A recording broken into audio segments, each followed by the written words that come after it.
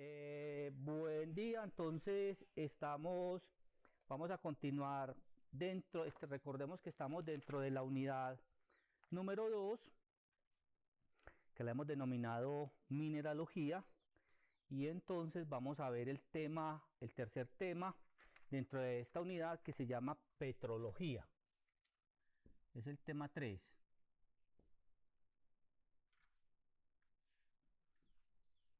Petrología. Entonces, en este tema es donde vamos a tratar todo lo relacionado con el tema de las rocas. O sea, la petrología es el tema que se encarga del estudio de los materiales sólidos, o sea, de rocas. Recordemos que nosotros estamos estudiando petrología no porque vamos a ser geólogos, y no es nuestra pretensión ser geólogos, ni pasarnos al territorio de los geólogos, sino porque recordemos que de los 11 órdenes que vamos a estudiar, de los 11 grandes grupos que vamos a estudiar de suelos, 10 de ellos se derivan de rocas, ¿cierto? Entonces recuerde que nosotros teníamos por aquí unas partículas, electrones, protones, neutrones, que forman átomos. Estos átomos que forman moléculas. Estas moléculas que forman, recuerden, minerales primarios.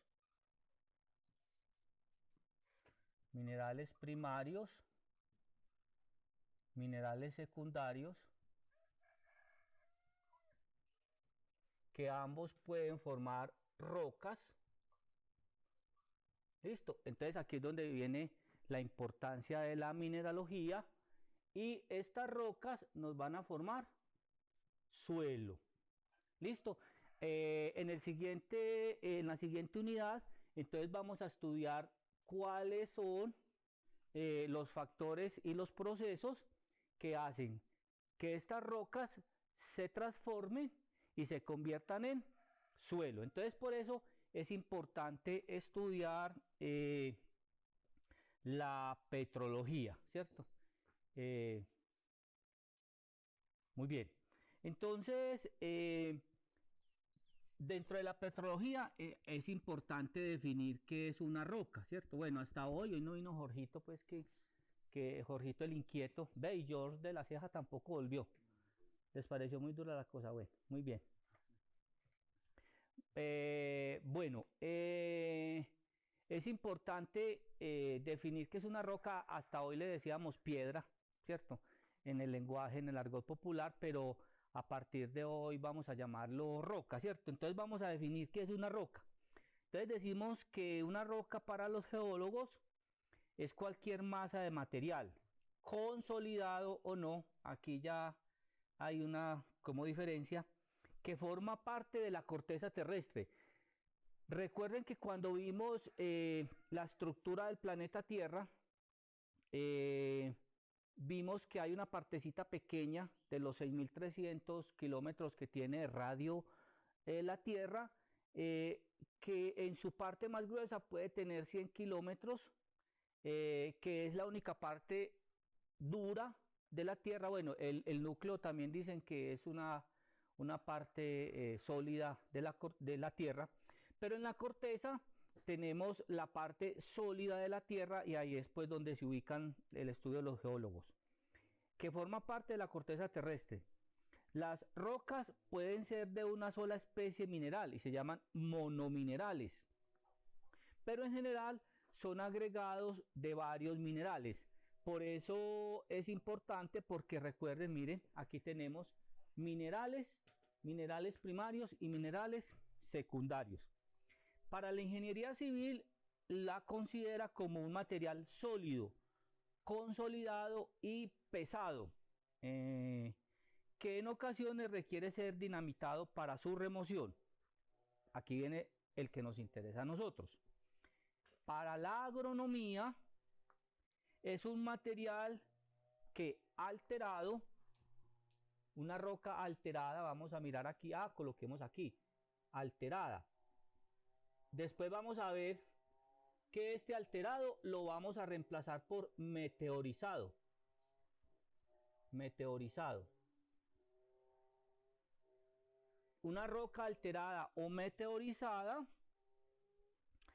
que puede dar origen a muchos tipos de suelo al constituirse en su material parental. Entonces, estas rocas para nosotros también se van a constituir en el material parental del suelo, que lo vamos a ver como uno de los 5 factores de formación del suelo.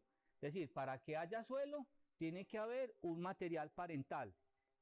Y este material parental, en 10 de los 11 casos, son rocas alteradas o meteorizadas. Muy bien. Bueno, entonces ahora vamos a entrar en materia de el tipo de rocas. Va pues para allá. Muy bien. Vamos a entrar en el tipo de rocas que existen. Otra de las, digamos, objetivos que se perseguían cuando vimos el video de la Tierra, la máquina viviente, es que pudiéramos captar que todo en el sistema Tierra, y cuando hablamos del sistema Tierra incluimos el globo terráqueo y la atmósfera que lo rodea, ¿cierto? El aire que lo rodea, todo es un sistema cerrado, que excepto pues la materia que sacamos en satélites, en naves espaciales y todo eso, la materia dentro del sistema Tierra ni se crea ni se destruye, ¿cierto? Se transforma. Y eso significa que todo en la Tierra tiene ciclos, unos más largos, unos más cortos, ¿cierto? Entonces, las rocas y los diferentes tipos de rocas también son un ciclo de la Tierra, que existe en la Tierra. Entonces, primero vamos a definir unos tipos de rocas y luego miramos cómo esos tipos de rocas hacen parte de un ciclo de formación, de destrucción, que es otra de los objetivos de haber visto el video. Los ciclos tienen una formación, un desarrollo, una destrucción y vuelve y inicia el ciclo. Listo, muy bien. Entonces, un primer grupo de rocas que vamos a ver son las rocas ígneas. Listo, muy bien. Recuerden esto, recuerden que nosotros tenemos acá, recuerden el globo terráqueo, que teníamos una corteza muy delgada, hacíamos una sinonimia, por ejemplo, con un huevo, y decíamos que la cáscara del huevo es la corteza, la clara del huevo es el manto, y después sigue el núcleo externo y el núcleo interno. Pero recordemos estas dos partes, esta corteza, ¿correcto? Y este que hay acá, que es el manto, y que aquí en este manto hay un material que recordemos que era gélido, no es sólido, tampoco es tan líquido, pero es un material gélido que se llama magma. ¿Correcto? Muy bien. Y también es importante recordar que a medida que vamos profundizando hacia el centro de la Tierra, va aumentando la temperatura y la presión. Dos variables, temperatura y presión. Y que si aumenta la temperatura y aumenta la presión, hay el paso de materiales sólidos a materiales líquidos. ¿Listo? Muy bien. Que ese ¿dónde está? Aquí, bueno, aquí falta algo, pero bueno, ahí nos lo inventamos.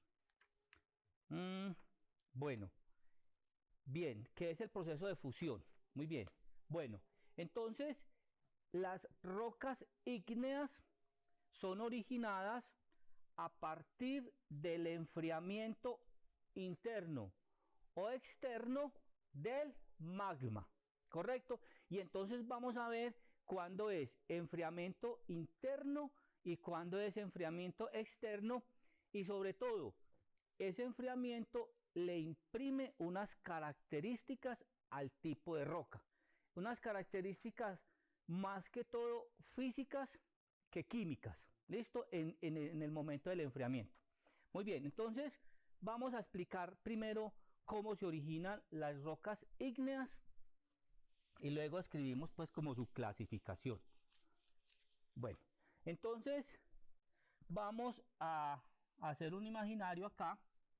Listo, aquí tenemos la corteza. Listo. Aquí tenemos la corteza. Y aquí tenemos el manto. ¿Cierto? ¿Dónde está quién? ¿Dónde está el magma? Listo, muy bien. Recordemos que ese magma es un material a altas temperaturas, ¿cierto? Que se está moviendo. Recuerden que en el video vimos que un ciclo que recrearon allí de movimiento del magma puede durar 500, 600 años o millones de años, ¿cierto? Entonces, este magma que está moviéndose aquí, que tiene presión y temperatura, y que eso es digamos, un síntoma de que hay energía que hay que liberar ahí, ¿cierto? El calor, la presión, esa temperatura genera, o la energía genera eso. Entonces, esa energía tiene que ser liberada al exterior, ¿cierto? Entonces, esto me quedó muy, muy pequeñito, lo voy a hacer más grandecito, una escala más grandecita. Listo, entonces, este magma que está aquí al interior de la Tierra, se tiende a liberarse, muy bien. ¿Y por dónde se libera? Lo voy a incluir, si voy a hacer más grandecito. Vamos a hacerlo más grandecito para poder. Entonces, aquí está el magma, ¿correcto? Muy bien. Este magma, vamos a pintar aquí un océano. Vamos a pintar aquí un océano. Listo, aquí están las olas, el barquito, es un velero. Ahí está Maluma y Carol. ¿Y cómo se llama?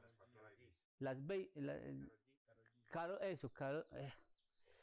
Bueno, las gaviotas. Bueno, listo, muy bien. Las garotas. Ah, no, las garotas, no, las garotas sí, muy bien. Ya Natalia París no, porque ya Natalia está muy descontinuadita. Bueno, no, está bien todavía. Sí. Oiga, yo a día no hablo con ella. Bueno, muy bien. Entonces, este magma tiene que ser, esa energía que tiene ese magma tiene que ser liberada al exterior. ¿Listo? Entonces, puede existir una forma, bueno, existe una forma de liberación o varias formas de liberación de ese magma. ¿Listo? Muy bien. Y una es por los volcanes, ¿correcto? Entonces, los volcanes son una forma de esta magma o de esta zona de la Tierra de liberar esa energía. ¿Listo? Recordemos que esta energía, este magma, cuando empieza el proceso de liberación de energía, tiene mucha energía, mucha potencia. Entonces, por eso es que uno ve que muchos de estos materiales pueden ser gasificados. Es decir, hay mucha energía y entonces uno ve las fumarolas de los volcanes, y es porque hay suficiente energía como para evaporar estos materiales que hay acá, ¿cierto? Entonces son piroclastos, lo lanzan hacia arriba. Y obviamente ese proceso o ese fenómeno va perdiendo energía, y entonces uno lo que usualmente ve después de una fumarola es que sale una lava, ¿correcto? Que ya cuando este magma sale a superficie, ya no se llama magma, sino que se llama lava volcánica, ¿cierto? Es una lava. Entonces, todos estos materiales, bueno, hay otra forma, recuerden, que existe, que es, digamos, una forma marina de liberación, que lo vimos que son los hot points, los puntos calientes en el océano, donde también este magma sale a superficie, cuando choca con un medio, con otra temperatura, empieza a formar esas almohadillas que vimos aquí de magma que se enfría, ¿cierto? Entonces, estas dos formas son, digamos, las principales maneras como el magma libera al exterior de la corteza terrestre sus materiales. Entonces, ahorita vamos a ver que estas rocas ígneas, ¿cierto? Cuando se enfrían por fuera de la superficie, se llaman rocas ígneas extrusivas. ¿Correcto? Entonces es, digamos, como la primera clasificación. Pero ahorita miraremos que realmente lo de rocas extrusivas, intrusivas, eso nos sirve para llenar crucigramas, pero necesitamos es qué significan cada una de ellas, y sobre todo no perdamos de vista cuando esa roca se transforma, cuáles son las características o las propiedades, en este caso físicas y químicas, que le imprimen al suelo, y sobre todo nosotros cómo interpretamos eso y lo utilizamos para nuestro bienestar, porque pues somos la especie dominante, ¿cierto? El Homo sapiens sapiens, aunque ya nos quitaron un sapiens, y yo creo que nos debían de quitar el otro y dejarnos solamente Homus erectus destructor. Ahí estoy leyendo un librito, de pronto de los pasos, cuando lo termine, se llama De animales a dioses. ¿No le gustó? Sí, yo lo empecé a leer y me parece, ahí voy a ver cómo me va, ¿cierto? Pero bien, listo. Entonces, ¿cuáles son estas características de las rocas? Cuando se transforman en suelo, que nosotros tenemos que interpretar y utilizar adecuadamente. Muy bien. Pero puede existir otro fenómeno. No, existe otro fenómeno, y es el siguiente. Hay digamos, pueden haber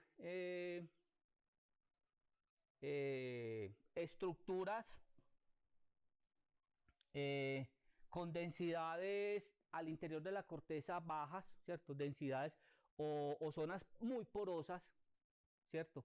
Dentro de la corteza terrestre, donde este magma que va saliendo se puede depositar y originar, y recuerden, cuando el sólido, cuando el líquido o el gélido se enfría, entonces es el proceso contrario de la fusión, que es la solidificación. Entonces se solidifican dentro de la corteza terrestre, ¿correcto? Y esos materiales o ese magma que se enfría dentro de la corteza terrestre, entonces la vamos a llamar rocas ígneas intrusivas. Esta es muy fácil de uno aprendérsela a la memotecnia. In dentro, ex fuera. ¿Listo? Entonces, las que se enfrían por fuera y las que se enfrían por dentro de la corteza terrestre, al interior de la corteza terrestre. Muy bien. Bueno, vamos a detenernos un poquito aquí para que recordemos algo que nos causó mucha impresión. Ahorita volvemos a hacer esta clasificación más pispita para que nos quede bien bonita para el video. Bueno, entonces vamos a recordar algo. Ahorita en la siguiente unidad, donde veamos los procesos y los factores de formación del suelo, vamos a ver un proceso que es muy polémico, que es muy controversial también de los capitanes planeta, que es la erosión, ¿cierto? Y vamos a ver cómo la erosión, si no hubiese erosión, así como si no hay gas carbónico, que es otra de las banderas de los capitanes planeta, si no hay erosión, no habría formación de suelo, ¿cierto? Y no habría transformación y ciclo del paisaje, ¿cierto? Entonces vamos a ver, por ejemplo, aquí. Entonces digamos que esto es un paisaje en un tiempo cero, y en un tiempo cero estamos hablando del Cretáceo, ¿cierto? Hace 4.000 millones de años, ¿cierto? Listo, pero cuando eso no habían barquitos. Quitemos este barquito, este velero de aquí, ni estaba. Hombre, ¿dónde mutamos nosotros para hacer esas cosas, hombre? Yo no entiendo. Desde Amparito Grisales para acá. Ah, juepucha. Bueno, pero si había lava, había más mar que tierra, etc. Listo, muy bien.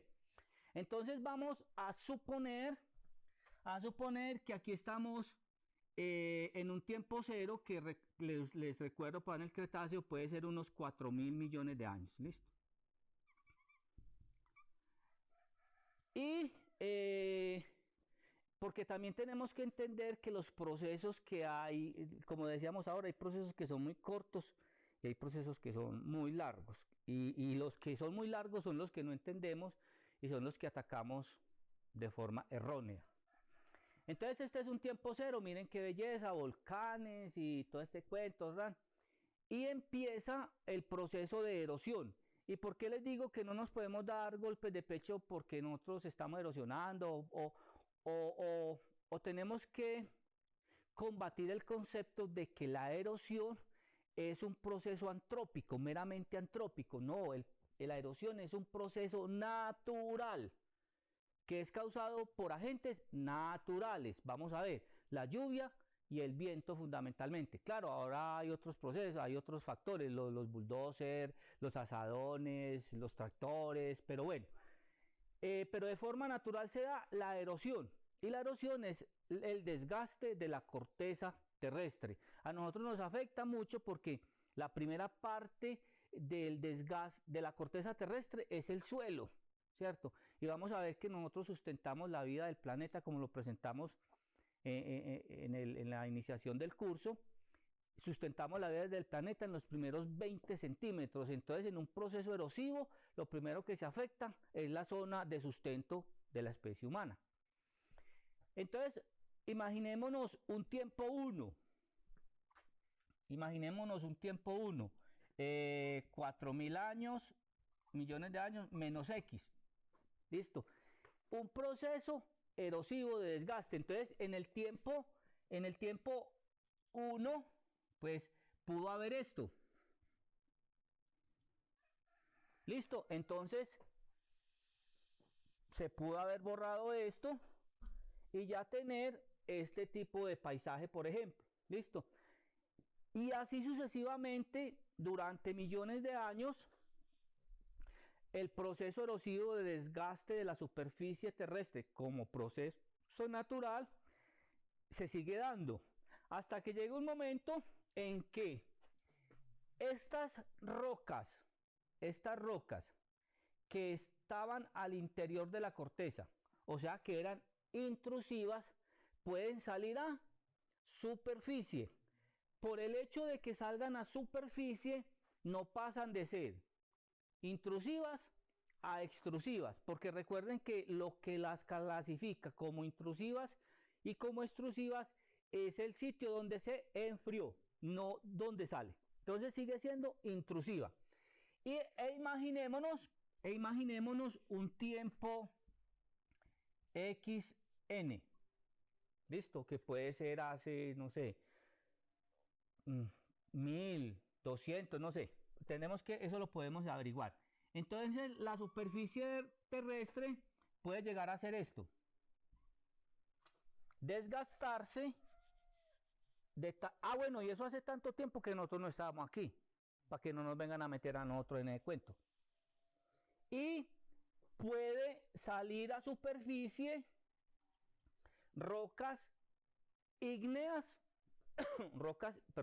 rocas ígneas intrusivas que por erosión, por procesos erosivos, salen a superficie, como por ejemplo esta que la llamamos la piedra del Peñol, ¿cierto? Entonces, esa piedra del Peñol que sobre la cual hay diferentes versiones, todas desacertadas obviamente, es una pequeña muelita de cámara magmática que hubo hace 4.000 millones de años que se enfrió dentro de la corteza terrestre, pero que salió a superficie por procesos erosivos naturales.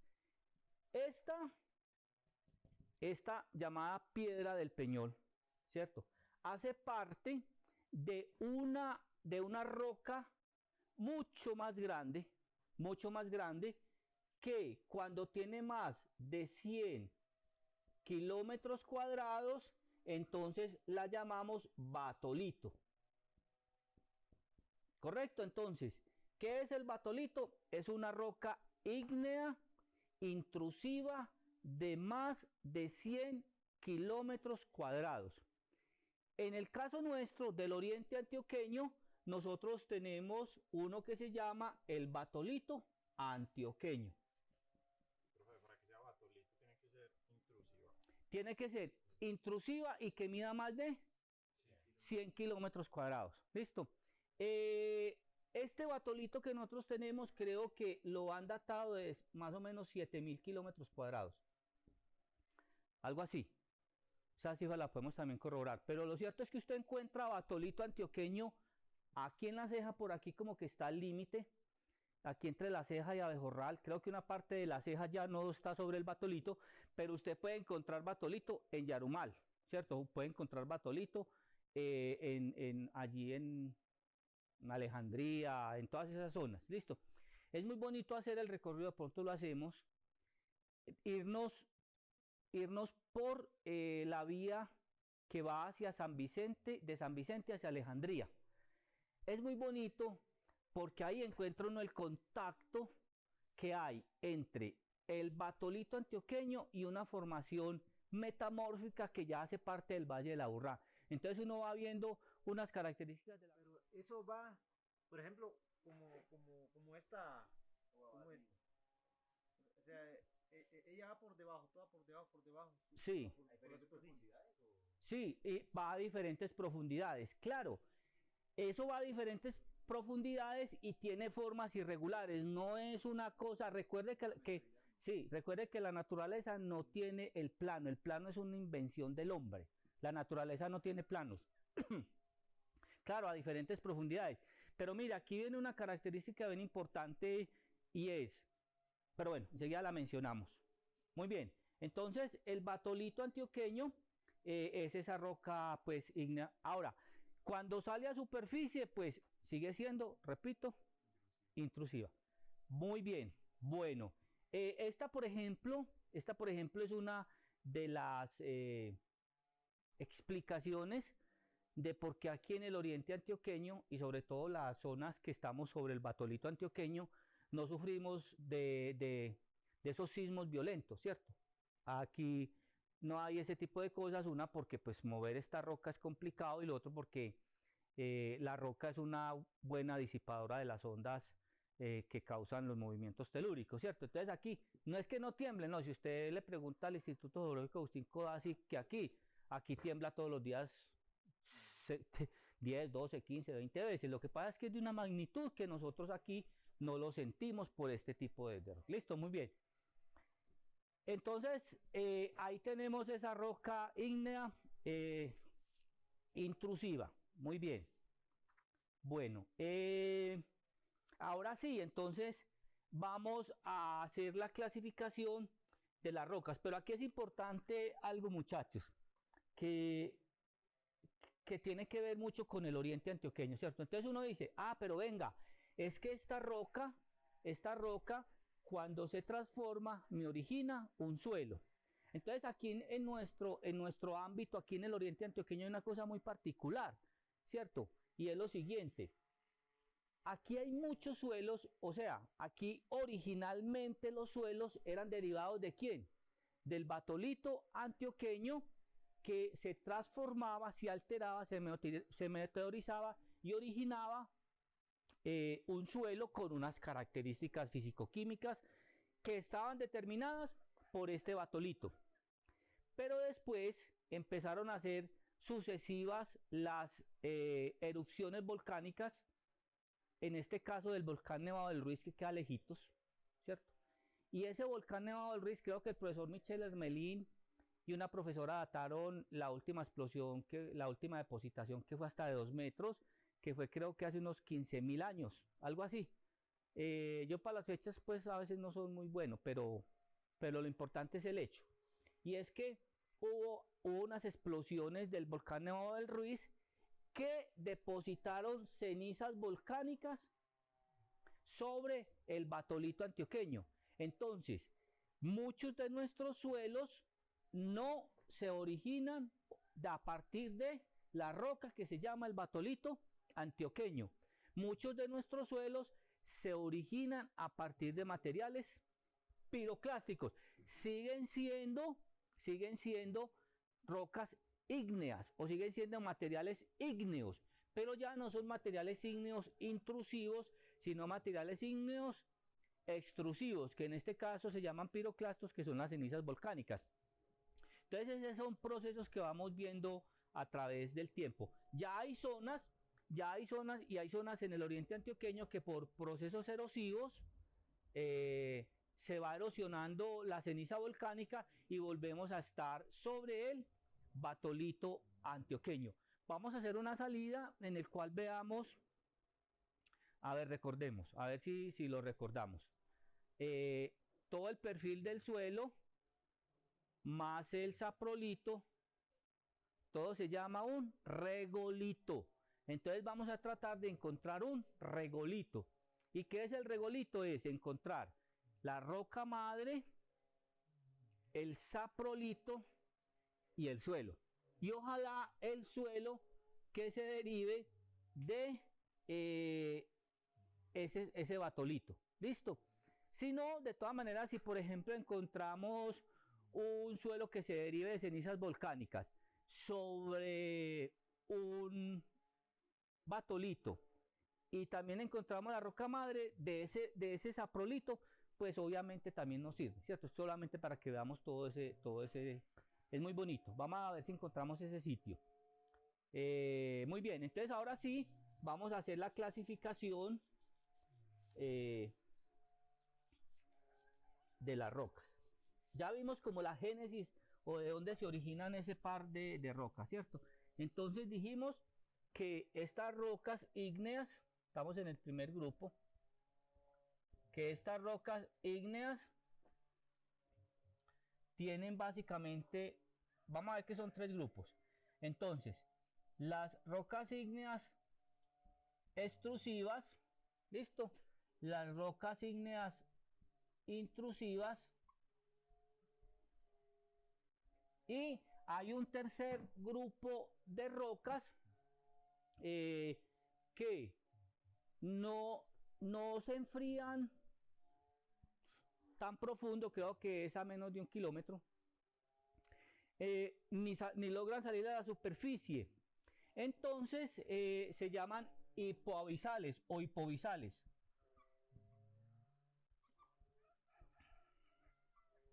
Uno lo puede encontrar con esta A o sin esa A.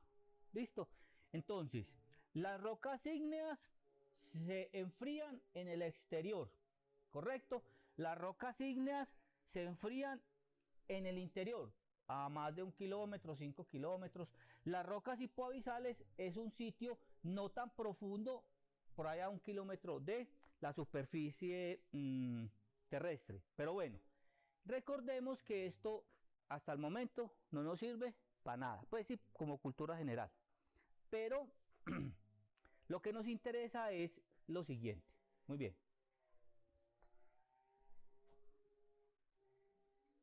Entonces, imaginémonos el magma saliendo a superficie, un material caliente, ¿cierto? Con una temperatura de cerca de 2300 grados Celsius, que ese sea temperatura que hay en el magma, que sale y tiene un choque térmico con la atmósfera, ¿cierto?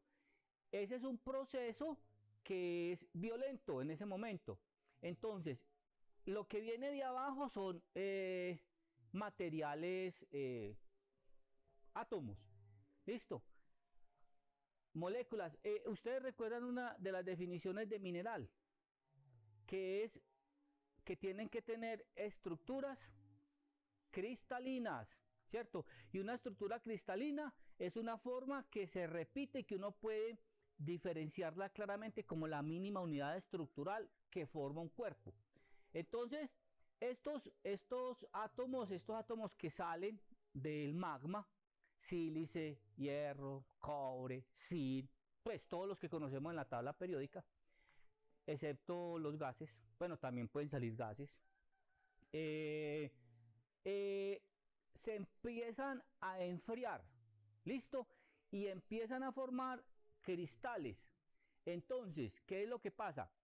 Que cuando hay ese choque térmico del magma, cuando sale a superficie, hay un enfriamiento rápido. Entonces, las rocas extrusivas, tienen un enfriamiento rápido. Rápido, muy bien. ¿Qué significa que tengan un enfriamiento rápido? Que los cristales que van a formar los minerales, ¿cierto? Son cristales pequeños. O sea, que las rocas extrusivas van a tener un grano pequeño, no alcanzan a formarse, a crecer estructuras, digamos, de forma más grande, ¿cierto? Porque los procesos son rapiditos. Se enfría rápidamente, el cristal que forma es un grano o un tamaño pequeño. ¿Las extrusivas también son las que se dan en los puntos calientes, las de dentro del mar, o esas ya son intrusivas? No, son extrusivas también son extrusivas. En los puntos calientes que vimos que se enfrían, sí, son extrusivas. Y son de grano todavía más pequeño. Listo, muy bien.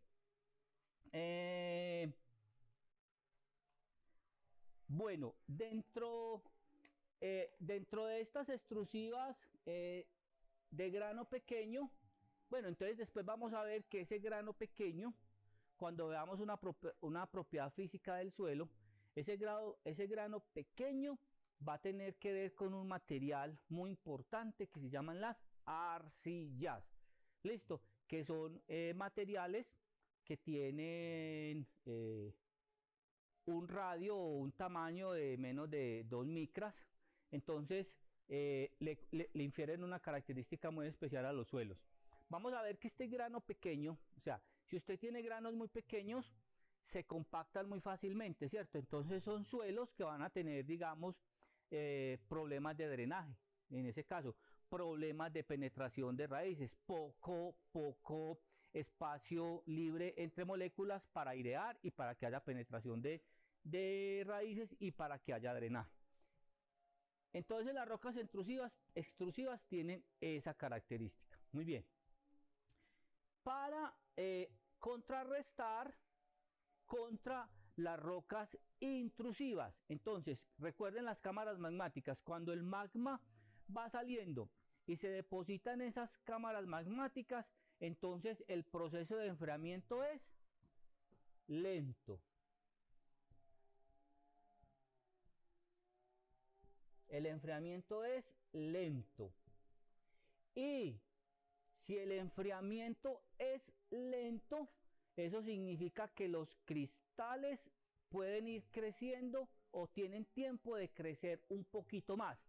Entonces, los granos de las rocas ígneas intrusivas son granos gruesos.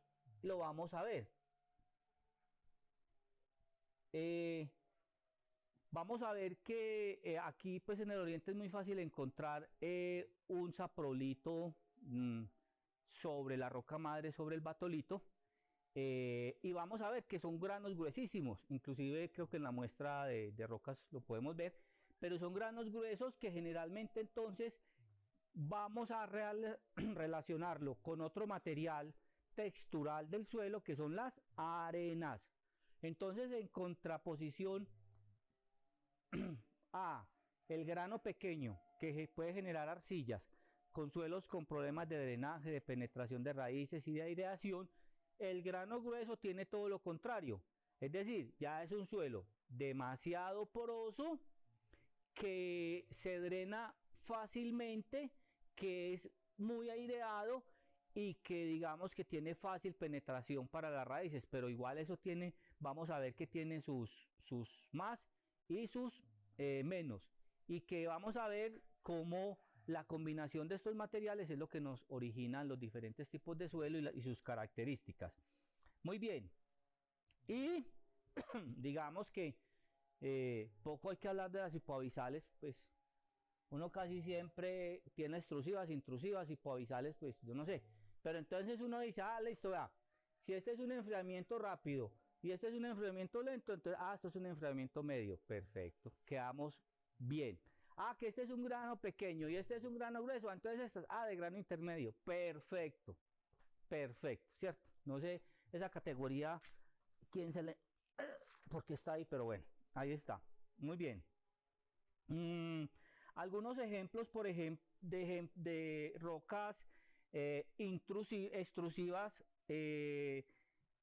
son, por ejemplo, aquí tengo varios, la riolita,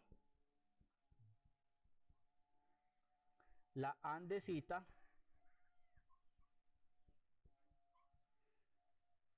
y los basaltos.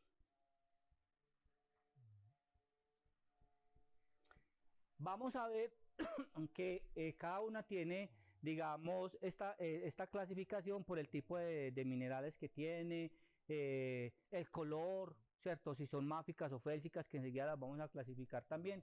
Entonces, pero estas son, digamos, un ejemplo de ese tipo.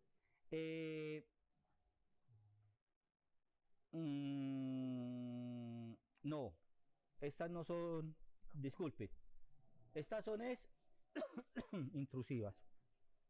Repitamos, ¿hay que repetir el video? No. ¿Eso que no?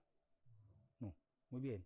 Entonces aquí está intrusivas, perdón, está el granito, pero si eran granito, diorita, cuarzo, diorita y gabro.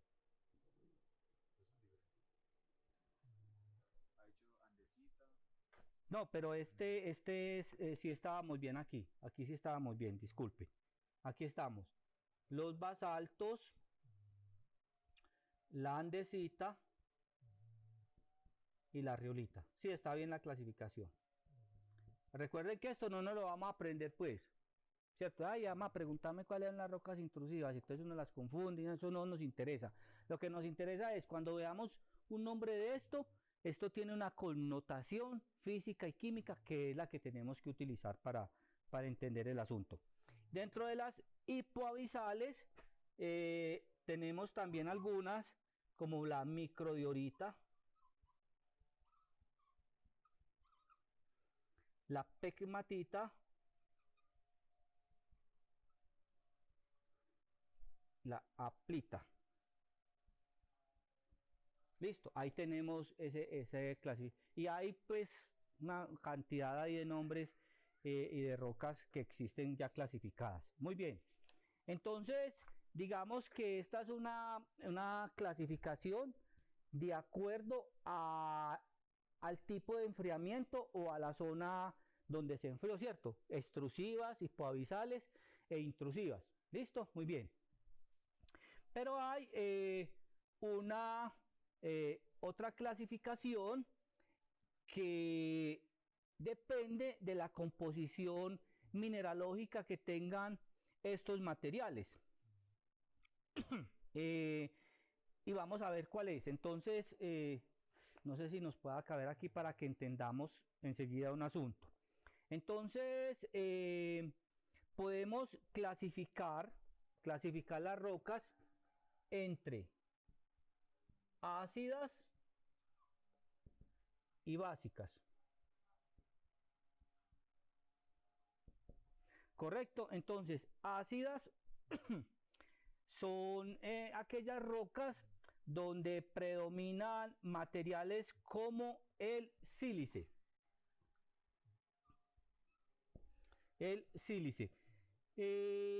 Por ejemplo, aquí tenemos para que ahorita miremos que una roca extrusiva puede ser ácida o puede ser básica, ¿cierto? En este sílice aquí tenemos, por ejemplo, el granito.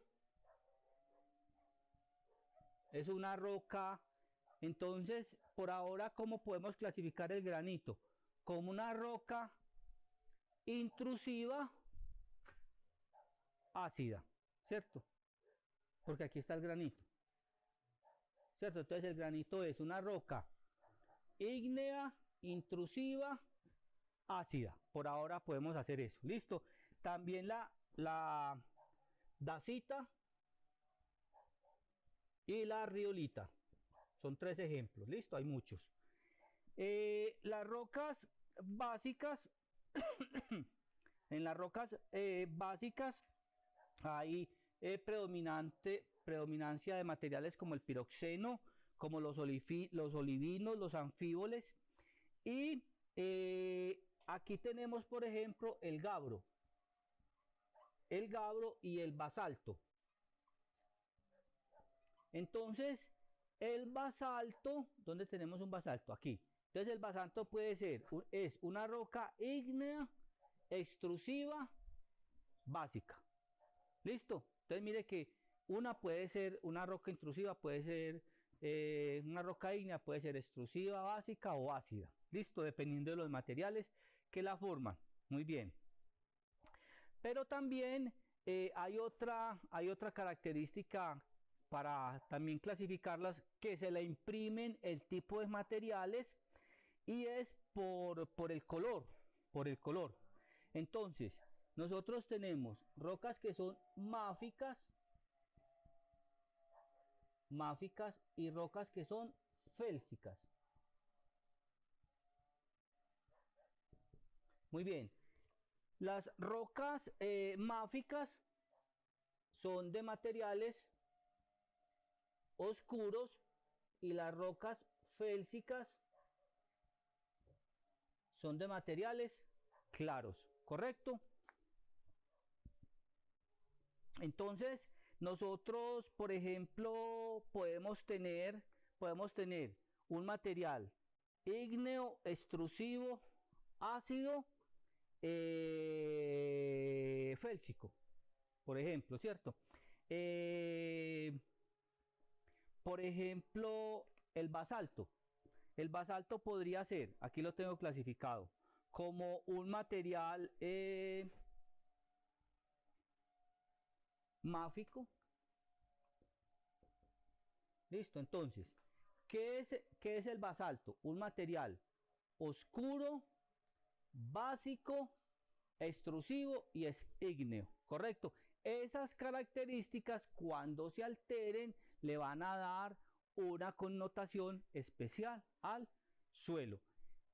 Ahí digamos que tenemos a grosso modo la clasificación de las rocas extrusivas, las rocas ígneas, perdón. Aquí dentro de las rocas extrusivas también hay unos materiales que se originan del enfriamiento de los piroclastos. Y los piroclastos son los que son capaces de volar así por el aire, ¿cierto? Volar y depositarse, como los juegos pirotécnicos, ¿cierto? Una de esas materiales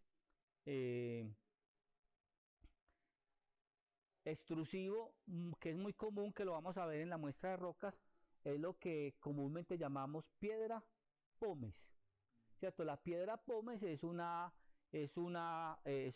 enfriamiento, es una consolidación de materiales piroclásticos, ¿cierto? Que de mucho tiempo lo vamos a ver que tiene una densidad muy bajita, es un volumen muy grande con un poco peso. Muy bien, entonces aquí tenemos el primer grupo de rocas, que se llaman las rocas ígneas. Vamos a ver los 3 grupos grandes de rocas, o los 3 grupos de rocas que hay. ¿Y por qué empezamos por las rocas ígneas? Porque recuerden que otro de los, que ya lo habíamos dicho, de los objetivos del video es que son ciclos. Entonces, ¿dónde comienza un ciclo? ¿Dónde termina un ciclo? Pues tiene múltiples inicios y múltiples finales, por eso es un ciclo, ¿sí o no? pero digamos que tenemos que empezarlo de alguna parte. Entonces nosotros vamos a empezar el ciclo de las rocas a partir de las rocas ígneas. Entonces por eso vimos primero las rocas ígneas.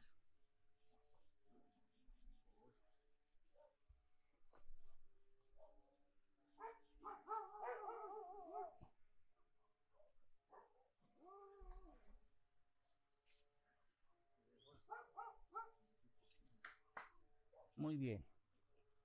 Bueno, el segundo grupo que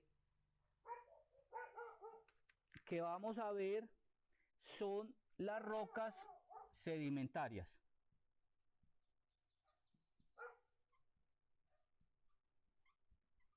Bueno, ¿de dónde surgen estas rocas sedimentarias? Por eso empezamos el ciclo de las rocas a partir de las rocas ígneas, porque recordemos que nosotros podemos tener aquí una roca ígnea intrusiva que sale a superficie como la piedra del Peñol que llamamos, ¿cierto? O rocas que se estén aquí meteorizando, ¿listo? Y que por procesos erosivos, ¿cierto? Que moldean la superficie terrestre, se van generando, que generan arrastre de materiales. ¿Cuáles materiales? Los materiales que se están descomponiendo de estas rocas preexistentes y de suelo, que ya existió suelo, y se van depositando generalmente en sitios más bajos, ¿listo? Más bajos de donde se mueven, se originan, de donde se están meteorizando. Uno, por ejemplo, dice, en la escuela, pues una de mis grandes frustraciones, de muchas que tuve, que todavía tengo, me imagino, era que uno se imaginaba, uno en la escuela pintaba los ríos azulitos y le ponía pececitos y todo, y uno salía a los ríos, y el primer del río Medellín, una aldea de Medellín, y uno decía, ahí sí, mierda, eso sí lleva mierda, ¿cierto? Porque para eso se ubican las ciudades en todos los ríos. Todos los grandes poblados se ubican alrededor de un río. Eso no es para los pececitos, no es para cuál la mierda. Imagínense. Ya, entonces uno salía a ver los ríos y oíste, pero yo no veo los pececitos, ni los azulitos, ni nada. Siempre lo veía generalmente amarillo, en invierno muy amarillo. Y ese amarillo es que va arrastrando sedimentos, va arrastrando en lo que llamamos barro, ¿cierto? Y eso se va depositando en algunos sitios, generalmente, repito, más bajos de donde se transportan. Pueden haber aquí sitios internos también, ¿cierto? Que hayan algunas depresiones y se van depositando y se van solidificando. ¿Listo? Y cuando esos materiales preexistentes se van solidificando, entonces se van volviendo rocas, porque recuerden que una de las características de la roca es que es un material sólido. Entonces se van solidificando estos materiales, muchachos, que se van descomponiendo, que se van disgregando, lo vamos a ver más adelante, que se van meteorizando y se mueven. Entonces se llaman sedimentos. Ahora, porque ya no se usa, pero por ejemplo cuando uno escribía con tiza y se iban acumulando abajo un polvito debajo del tablero, eso se llama sedimentos. Teníamos aquí como tiza, lo podemos comparar con una roca, ¿cierto? Escribir como un proceso de meteorización y la acumulación allá, y el transporte como un proceso de erosión. Entonces la roca se va meteorizando, se va erosionando y va originando unos materiales que son sedimentos. Luego el agua y el aire los transporta, los deposita, se solidifican y se vuelven rocas sedimentarias. ¿Listo? Entonces, ¿cómo definimos una roca sedimentaria? Decimos que se forman por litificación de sedimentos no consolidados, producto de la acumulación de fragmentos de rocas preexistentes erosionadas Ojo, también se pueden formar a partir de la precipitación de compuestos químicos, ¿cierto? Y o de restos orgánicos. ¿Listo? El caso es que la condición es que hayan unos materiales preexistentes, que en este caso no es ni magma, ¿cierto? No es el magma, sino ya materiales sólidos que se han descompuesto o otros materiales y que se solidifican. Muy bien. Estas rocas sedimentarias tienen dos grupos grandes. Primero, las vamos a llamar las rocas sedimentarias clásticas.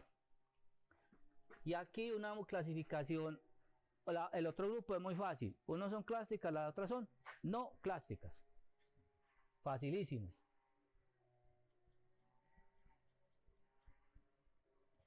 Y si hubiera un grupito aquí en la mitad, entonces la podemos poner medio clásticas, ¿cierto? Mesoclásticas, interclásticas, bueno, en fin. Muy bien, bueno. Entonces, las clásticas son producto de la consolidación de materiales de rocas preexistentes. O sea, de sedimentos de rocas preexistentes.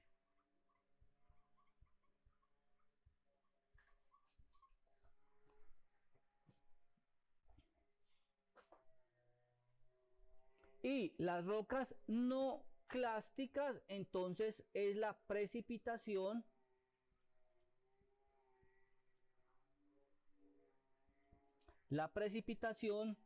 de productos químicos.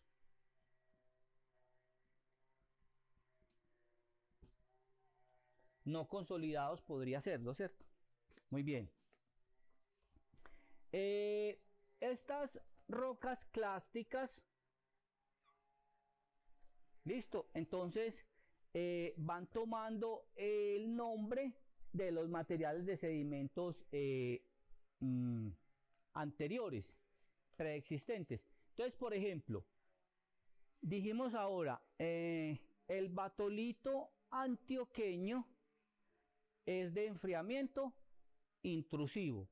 Si es de enfriamiento intrusivo, ¿tiene grano grueso o pequeño?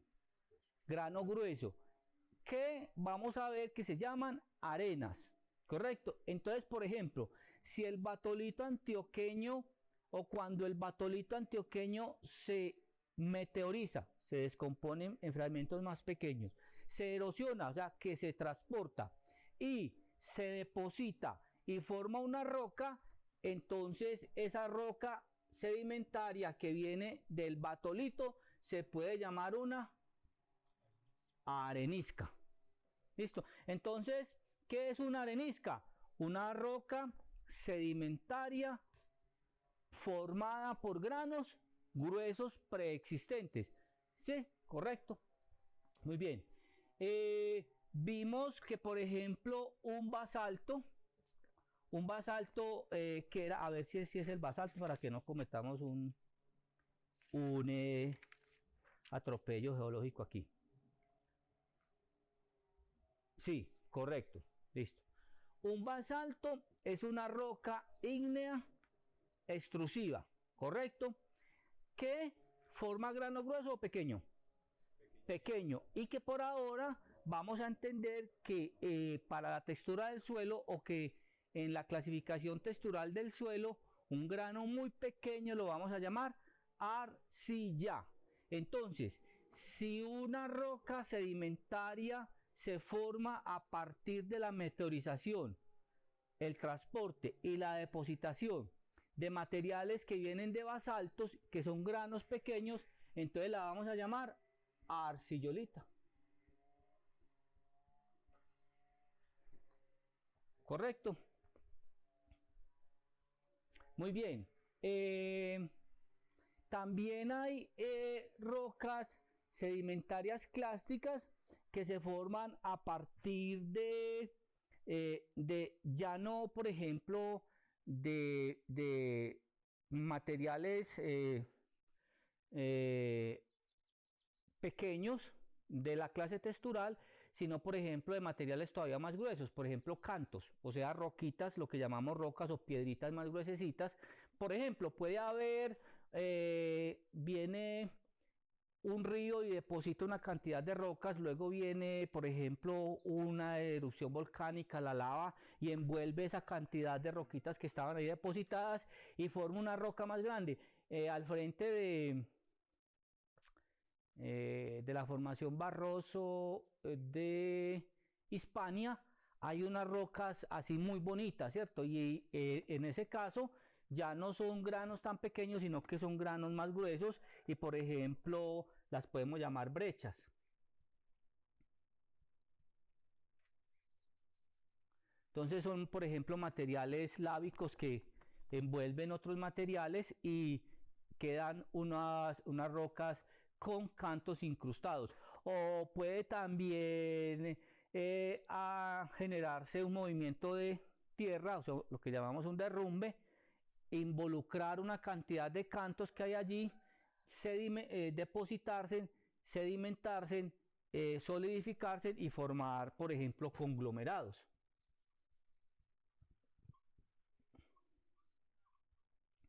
Lo que nos debe quedar claro es que las rocas sedimentarias se forman a partir de materiales ya preexistentes. Bueno, casi que todo se forma pues a partir de materiales preexistentes. Pero ¿de dónde salen los materiales preexistentes para las rocas sedimentarias? De la meteorización o la descomposición de rocas que ya se han solidificado. ¿Correcto? Muy bien, las clásticas. Las rocas sedimentarias no clásticas. Bueno, aquí hay otra muy importante que es la lutita también. Y hay muchas, pues, acuérdense que nosotros no vamos a volver geólogos, sino conocer la importancia de la información que tiene cada uno de estos nombres para la agronomía. Las rocas no clásticas es la precipitación de productos químicos, ¿cierto? Entonces, por ejemplo, nosotros, ¿qué entendemos por precipitación? Eso es lo que, pues, lo que son. Sí, pero realmente la precipitación es más una reacción química que está en una solución, ¿cierto? Que hay unos enlaces químicos que tienen gran afinidad y que van formando como una sedimentación, o sea, una precipitación y una sedimentación en el fondo de productos que tienen reacciones químicas, por ejemplo el calcio con el carbono y el oxígeno, ¿cierto? Entonces, por ejemplo, cuando hay una precipitación, que es una reacción química y una sedimentación del calcio más el carbono y más el oxígeno, entonces nos van a formar una roca que se llama la calcita. ¿Qué es la calcita? Un carbonato de calcio. ¿Qué es lo que después molemos y lo tenemos como cal agrícola? Si tiene magnesio, entonces yeso. Si lo hidratamos, agua, cal viva, cal hidratada, cal no sé qué. Entonces, perdón, la calcita es una roca sedimentaria no clástica, ¿cierto? Rica en calcio. Entonces, suelos derivados de calcita. Vamos a ver que esperaríamos que sus pHs, que es una propiedad química del suelo, no sean pHs ácidos, sino pHs básicos, por ejemplo, ¿cierto? Muy bien. Bueno, por ejemplo, esta es la que le gusta a Juan Pablo. Vea. La dolomita, que es un suelo derivado de dolomita, vea. Tiene calcio, tiene magnesio y obviamente carbono, ¿sí?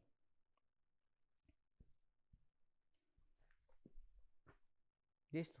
Entonces de ahí sacamos la cal dolomítica que tiene calcio y tiene magnesio. Muy bien. Por ejemplo, el yeso. El yeso. ¿Listo? Muy bien. El yeso tiene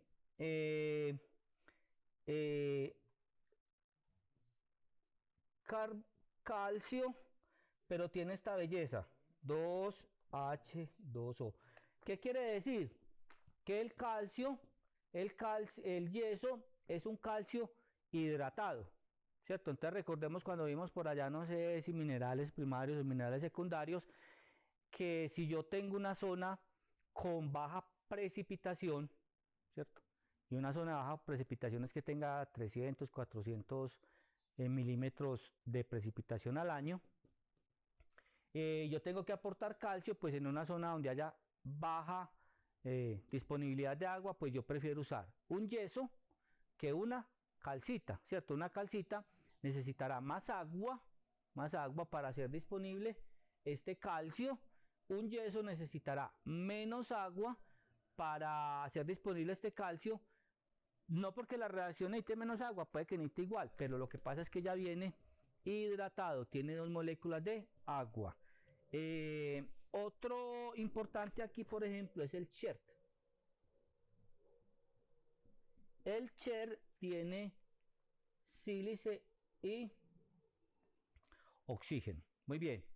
Entonces, ahí tenemos unas rocas, en este caso, los sedimentos para formar estas rocas, ¿cierto?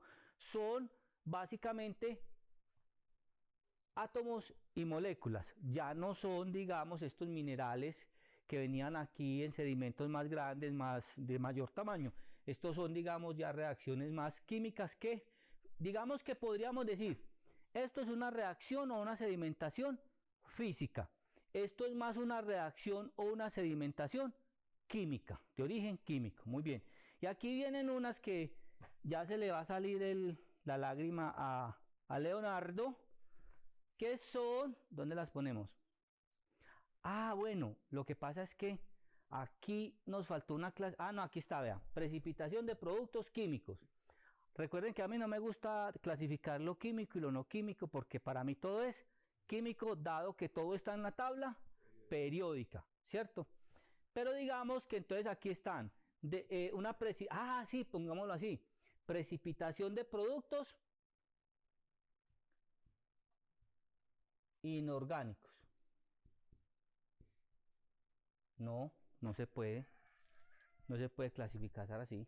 Mire cómo empieza uno a generar controversia, porque es que esa clasificación que nos tienen desde chiquitos y no, es que a uno desde la primera comunión ya lo empiezan a enredar. Y uno hace la primera comunión es para los regalos. Y después le preguntan, ¿esa primera comunión qué es? Pues, no sé. No, el primero es el bautizo. Sí, es para que No, el bautizo, no.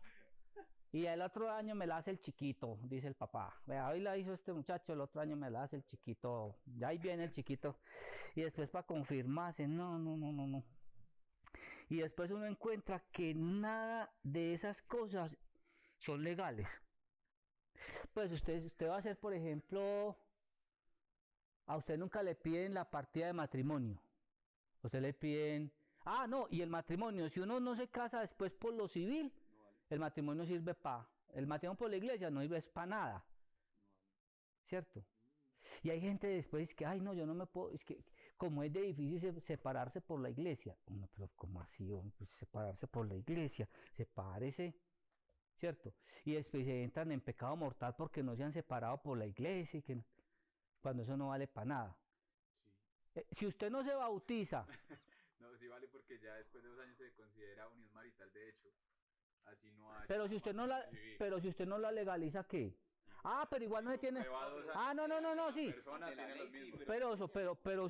Pero la iglesia no. Imagínese usted, si usted no, después de que se bautiza, ¿cierto? No lo va y le hacen el registro de civil de nacimiento, usted no existe. Con el mero bautizo usted no existe, ¿cierto? Y nos montaron ese cuento, pero bueno. Qué pena con los católicos, como les damos de duro, pero no importa. Bueno. Bueno, entonces luego en las no clásticas, ¿cómo vamos a llamar esto? Pues démoslo pues por ahora sí. Vamos encontrándole el nombre. Productos químicos. ¿Listo? Entonces, dentro de las no clásticas hay una precipitación, otra precipitación que origina las rocas sedimentarias no clásticas orgánicas. Pero entonces aquí sí, aquí no podemos decir que no son que son inorgánicas, porque igual aquí tienen carbono, ¿cierto? Pero aquí sí podemos decir las rocas, exacto, aquí sí podemos ser categóricos y decir las rocas sedimentarias no clásticas orgánicas son exclusivamente la sedimentación o la precipitación o la reacción química, en este caso, de productos orgánicos a base de carbono. Entonces aquí pues está el carbón. Entonces, por ejemplo, aquí es cuando uno le surge la duda. Y es que, ay, no, es que carbón mineral o carbón vegetal. ¿Cómo así que carbón mineral o carbón vegetal? Pues, carbón es carbón. Pues, es que no, caña de azúcar o caña panelera, ¿cómo así? Caña de azúcar o caña panelera, caña es caña. Usted verá si hace azúcar o hace panela, ¿cierto? Entonces, bueno, vamos a ir tratando de salir ahora que nos muramos con menos cucaracha en la cabeza. Bueno, aquí también hay uno que es la precipitación o la formación química de un carbón, de un material orgánico que se origina a partir de materiales orgánicos marinos, como los corales, que es la coquina, ¿cierto? Entonces, podemos hablar de un carbón continental, podríamos llamarlo así, y de un carbón marino. También aquí clasifican algunos fósiles. Listo. Entonces ahí tenemos la clasificación general, burda, grande, de las rocas sedimentarias.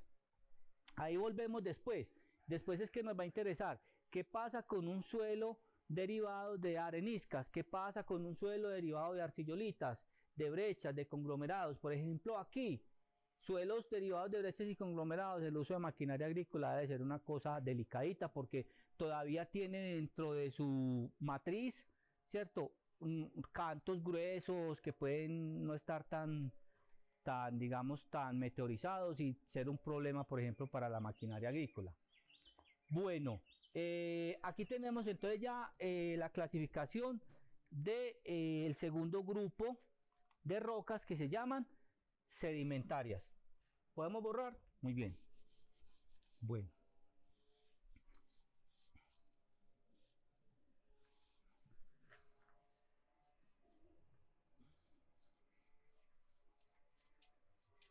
Pero no vamos a borrar esta imagen de acá. Entonces, recuerden esto. Estas rocas que se enfrían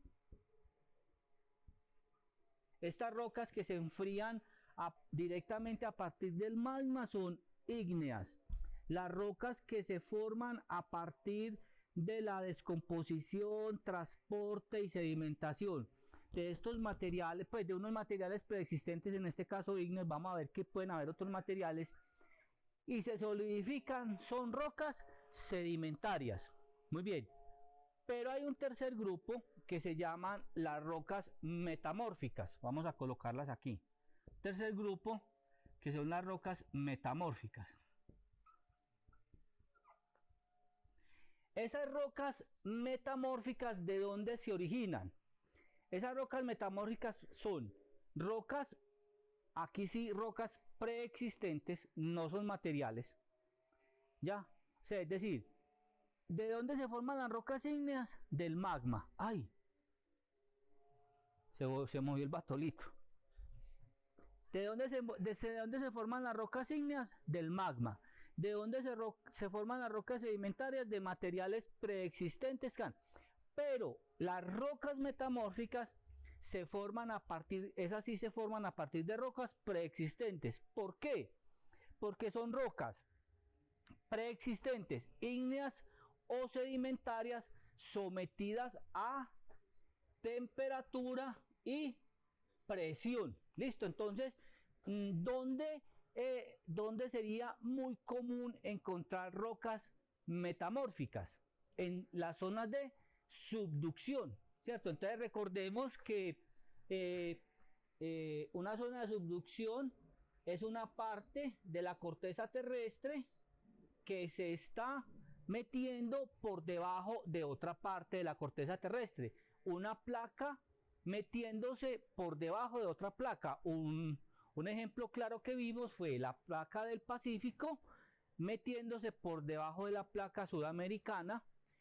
Hay ahí una zona de subducción muy interesante. Acuérdense también la India metiéndose en Asia, que genera los Himalayas, ¿cierto? Entonces, aquí en estas zonas deben haber, o son las zonas donde podemos encontrar la mayoría de rocas metamórficas, porque a medida que una placa que ya está solidificada, que tiene materiales sólidos, rocas, se va metiendo por debajo de otra placa, entonces aumenta la presión, ¿listo? Y a medida que vamos hacia el centro de la Tierra, aumenta la temperatura, ¿correcto? Y cuando hay presión y hay temperatura, entonces se generan cambios físicos y químicos de los materiales preexistentes. ¿Listo? Entonces, podemos definir las rocas metamórficas como rocas originadas a partir de rocas ígneas o sedimentarias preexistentes sometidas a altas presiones y o temperaturas, las cuales originan cambios químicos y estructurales y físicos en los materiales de las rocas originales.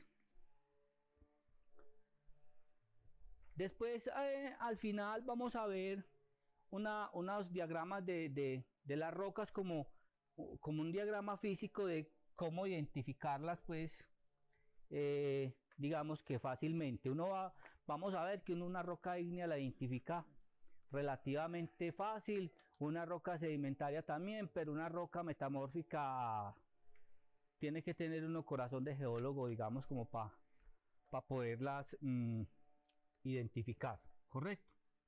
Muy bien. Entonces, estas rocas metamórficas, hay varias clasificaciones. Vamos a traer nosotros un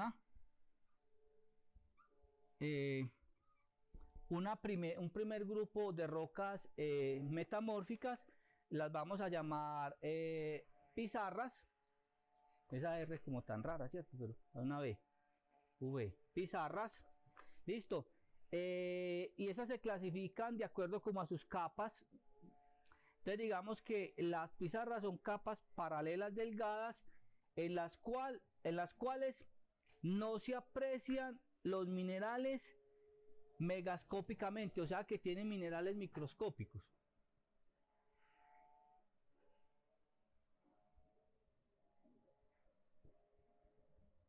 Microscópico es que no lo vemos a simple vista, ¿cierto? Entonces son capitas que, digamos, usted puede diferenciar las capas, pero no los materiales que son adentro, ¿cierto? O sea que si son minerales muy pequeñitos, uno podría decir que una roca... A ver, hagamos este ejercicio. Una pizarra son minerales muy pequeños. Puede venir de una roca sedimentaria que puede ser una arcillolita. Y la arcillolita puede venir de una roca de grano de enfriamiento rápido como un basalto. Por eso es que todo es un ciclo, ¿cierto? Una roca se va descomponiendo en otra y va formando otra. Ahorita miramos bien eso. Muy bien. Luego hay un grupo de aquí que se llaman los esquistos, que son láminas delgadas formadas por la orientación de minerales que pueden reconocerse megascópicamente. Entonces, minerales megascópicos.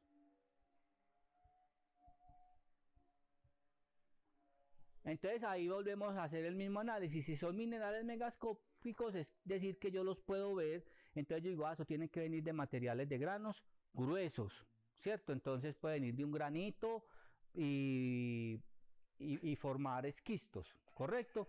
Muy bien. Y por aquí hay otros, pues que también los colocamos acá como para traerlos a colación, que son los gneiss, que son bandas, ya no son láminas, sino bandas de pronto más gruesas, con una composición mineralógica muy definida y que también se reconocen megascópicamente.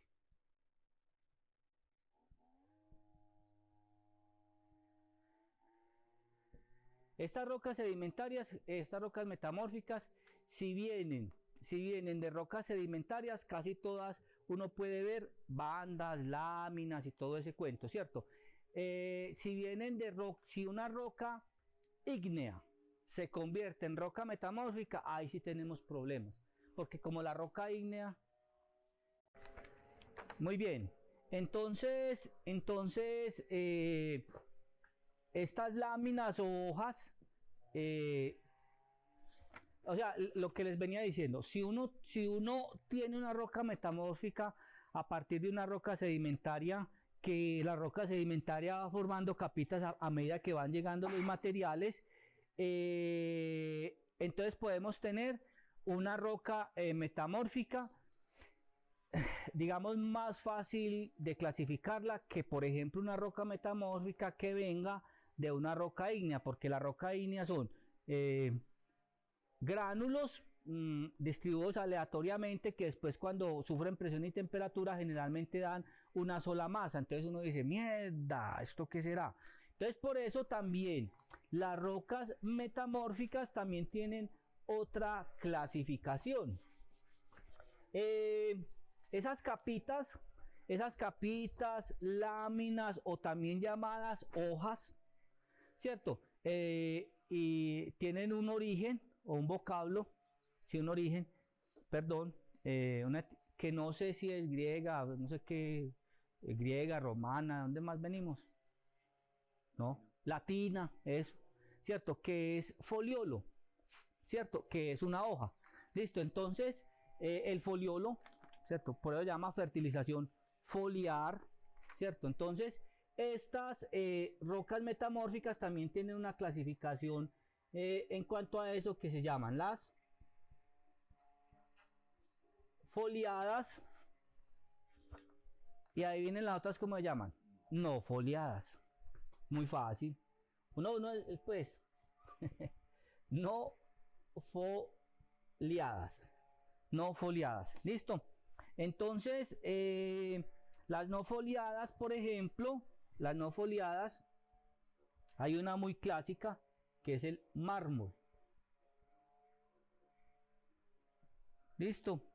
Y hay otra que se llama la antracita.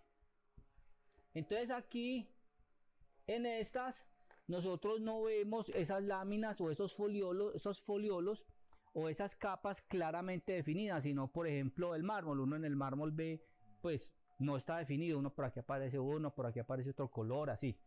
Y en las foliadas, que sí logra uno ver esas láminas, entonces aquí sí están las pizarras,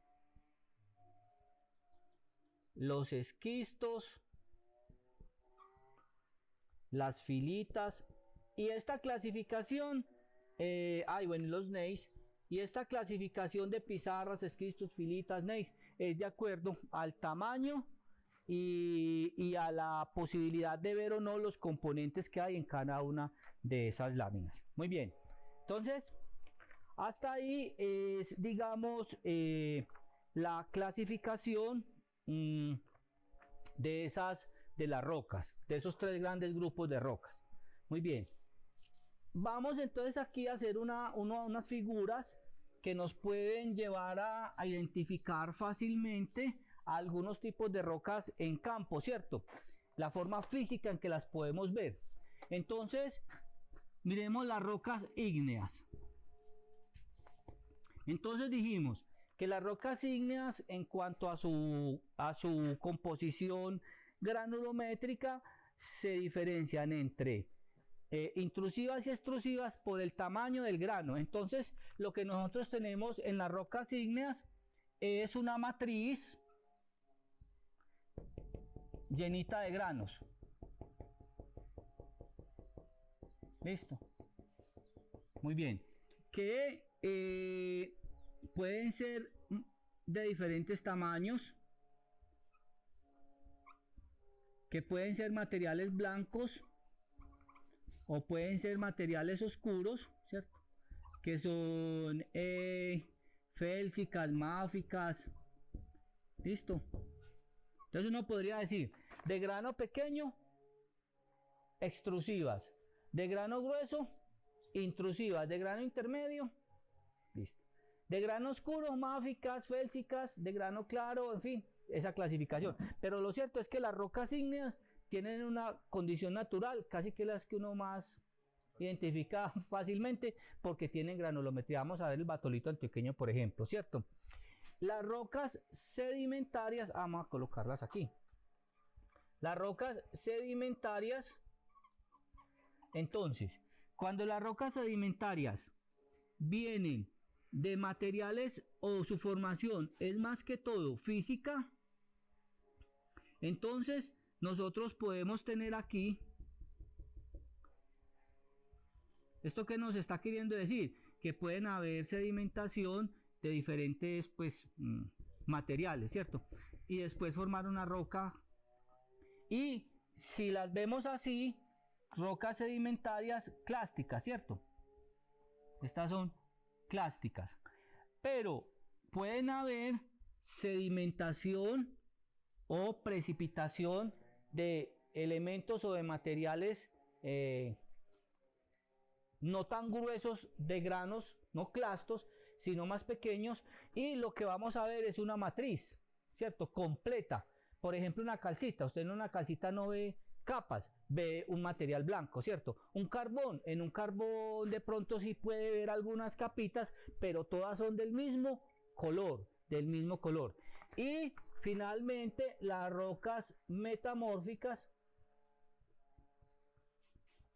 que aquí es donde uno se confunde, ¿cierto? Esta roca metamórfica,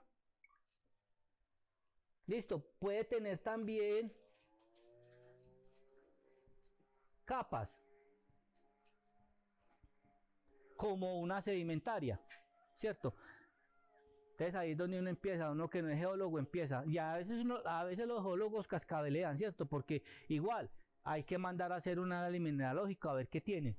Entonces en este caso hablamos de las rocas foliadas, pero también podemos tener casos como el mármol, ¿cierto? Donde no hay foliolos, no hay estas divisiones, y son las rocas metamórficas no foliadas. Entonces digamos que a estas les pega uno fácilmente, ¿cierto? Y a estas no tan fácilmente. Claro, hay formas, por ejemplo, de identificar. Si uno va a campo y tiene, digamos, ácido, ¿cuál es el ácido que le echa uno a los carbonatos? Ácido, no, ácido, debe ser ácido, no sé, ácido carbón, no sé, pero uno lo miramos. Hay formas en el campo de que reacciona, entonces uno le echa ácido que reacciona con efervescencia, lo vimos en el primer, no me acuerdo, bueno, ese ácido se lo echa en los materiales y dependiendo de la reacción uno puede clasificarlos, pero realmente esta clasificación de sedimentarias y metamórficas es bastante compleja, es durita. Uno le logra pegar, pero no tan certeramente como a las ígneas. Muy bien. Ya casi para finalizar, entonces, miremos que, reiteremos que en el planeta Tierra, en el sistema Tierra, todo es un ciclo. Entonces vamos a ver que la formación de las rocas también es un ciclo. Entonces vamos a ver el ciclo de las rocas.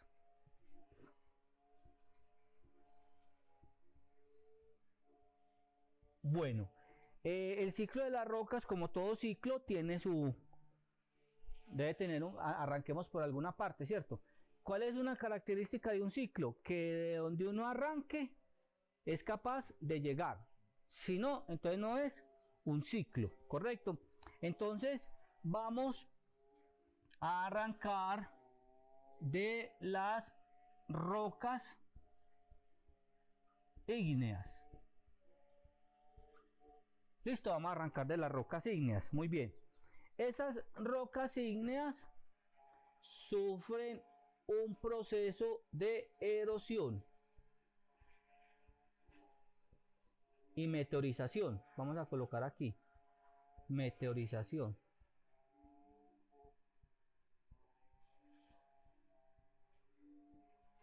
Meteorización y erosión son complementarios.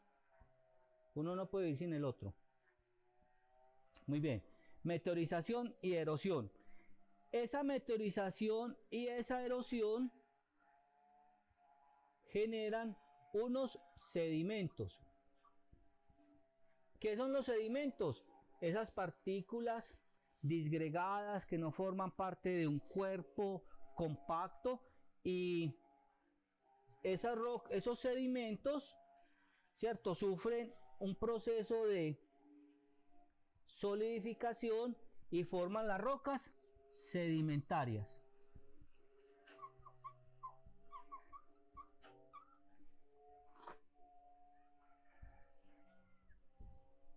Acuérdense que es muy importante poner la flechita. Profe, es que yo no le puse la flechita. Ah, hermano, yo voy a saber para dónde va eso. Si eso va para allá o eso va para acá. No, hay que poner la flecha.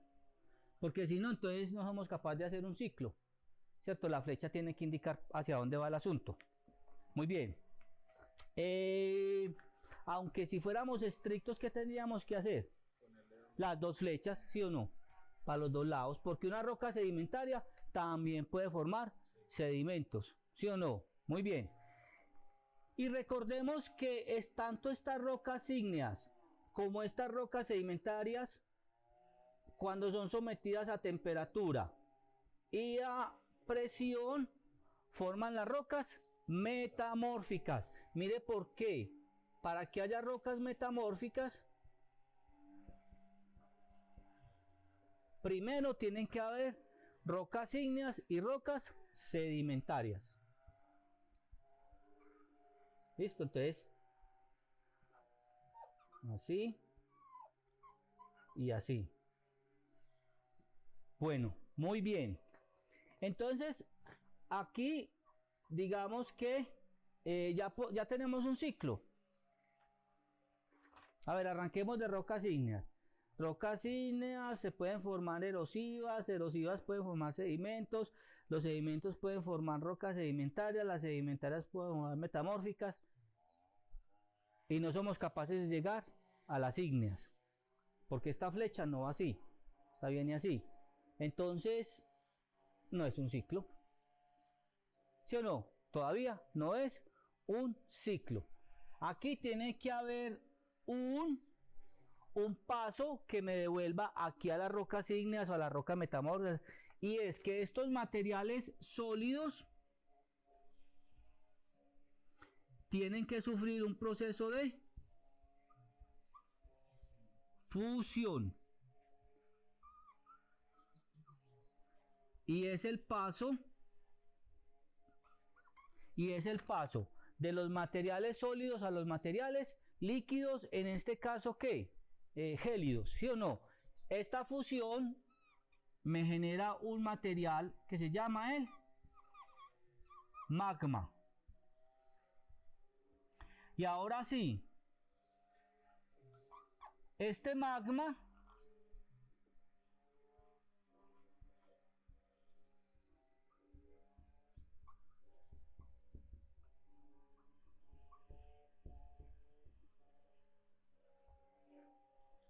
me genera rocas ígneas, y ahí sí somos capaces de hacer un ciclo. De donde arranquemos somos capaces de volver a llegar. Eso significa un ciclo. Entonces aquí están, este es el ciclo de las rocas. ¿Cuánto se demora? Millones y millones y millones de años. ¿Correcto? Muy bien. Bueno, y finalmente, la borremos acá. Finalmente, entonces, lo que de todo esto, la conclusión o lo que debemos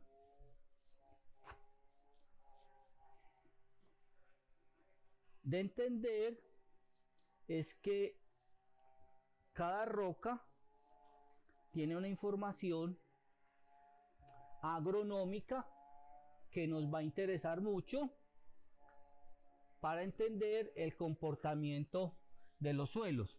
¿Y que por qué nos interesa, muchachos? Porque vea, porque recuerden que en todos los estudios de suelos que hay está la información litológica, la información de la roca, de donde se generó el suelo, y recuerden que esa roca tiene una información importante. Vamos a hacer aquí un ejemplo pequeño. Vean. Vamos a poner aquí la roca. ¿Correcto? Vamos a poner aquí el tipo de roca. Vamos a colocar aquí el mineral que contiene esa roca. Vamos a colocar luego el elemento que tiene ese mineral. ¿Listo? Muy bien. Entonces, por ejemplo, vamos a poner una roca ígnea. Hasta el momento no nos dice nada. Una roca ígnea. El tipo de roca, vamos a poner un gabbro. Pero ¿dónde sí está esta información? En los estudios de suelos. Hay mapas litológicos de Colombia, hay mapas litológicos departamentales y hay hay estudios de suelos que nos dicen, vea, es que ese suelo es derivado de materiales ígneos de rocas gabbro. Ese gabbro tiene materiales, por ejemplo, como el olivino, y ese olivino tiene materiales como elementos como el magnesio, el hierro y el sílice. Y también nosotros podemos encontrar aquí uno que nos diga la zona, ¿cierto? Entonces, por ejemplo, aquí en Antioquia hay de estos elementos. Listo. Entonces, mire, si yo encuentro en el estudio de suelos que mis suelos son derivados de olivinos, entonces yo esperaría en un análisis de suelos que ese suelo tenga buenos contenidos de magnesio, buenos contenidos de hierro y buenos contenidos de sílice. Por ejemplo, una roca metamórfica, ¿cierto? Para poner otro ejemplo aquí ya para terminar. Una roca metamórfica de cualquier tipo puede tener un material que se llama piroxenos, y esos piroxenos pueden tener calcio, pueden tener magnesio y pueden tener sílice, ¿cierto? Entonces, realmente a donde nosotros tenemos que llegar con el concepto de petrología no es hacer geólogos, ni mucho menos, ni aprendernos los nombres, mucho menos, ¿cierto? Sino a saber que cada uno de esos nombres tiene. Bueno, lo que sí tenemos que tener claro es que la petrología es importante porque de ahí se van a originar los suelos, y que si los suelos se originan a partir de una roca, ese suelo hereda todas las condiciones físico-químicas iniciales, porque después vamos a ver que eso puede transformar todas las condiciones físico-químicas iniciales de esa roca, ¿correcto? Eso es lo que tenemos que aprender de esta parte. Muchas gracias.